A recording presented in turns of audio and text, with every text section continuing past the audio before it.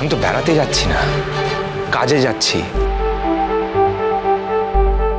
বেড়াতে যাচ্ছেন না যেমন আপনি যে এখান থেকে যেতে পারবেন না বাইরে সেটুকু বোঝার মতো শিক্ষাগত যোগ্যতা নিশ্চয়ই আপনার আছে।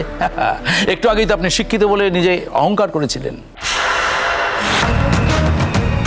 শুনুন, আমি যাচ্ছি, তবে থানাকে না জেনে আপনি কোথাও যাবেন না। আর এখনো বলছি, কাল সকাল 10টার মধ্যেই থানায় আসবেন। আমি অবশ্য কাল সকালের মধ্যে খবরটা পেয়ে যাব যে আপনি যা বলছেন সেটা সত্যি কি না। চলুন চলুন। আমি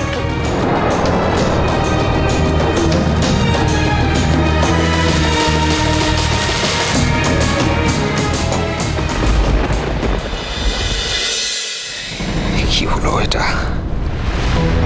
এটা কি হলো তুলি? What is this? এটা কি?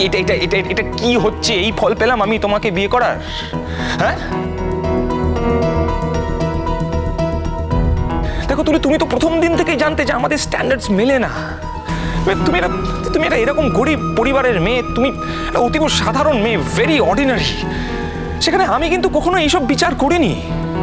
আমি তোমাকে ভালোবেসেছি, তাই তোমাকে বিয়ে করতে চেয়েছি।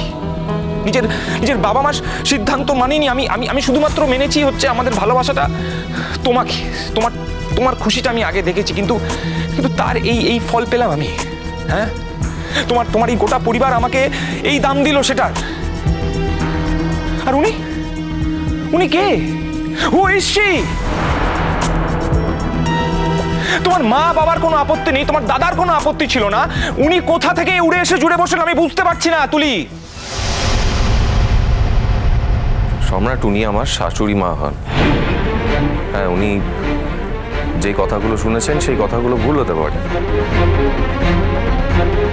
কিন্তু তুমি এরকম ভাবে ওনার সঙ্গে কথা বলতে পারো না।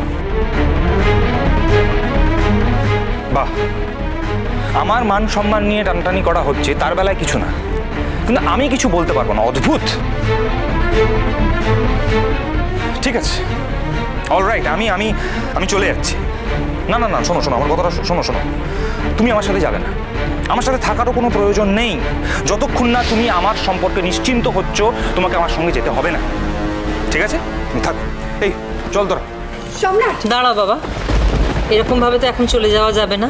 হ্যাঁ, মানে বাসর রাতে স্ত্রীকে ফেলে গেলে ঘোর অকল্যাণ হবে। আর তুমি চাইলেই তো পগার পার হতে পারছো না।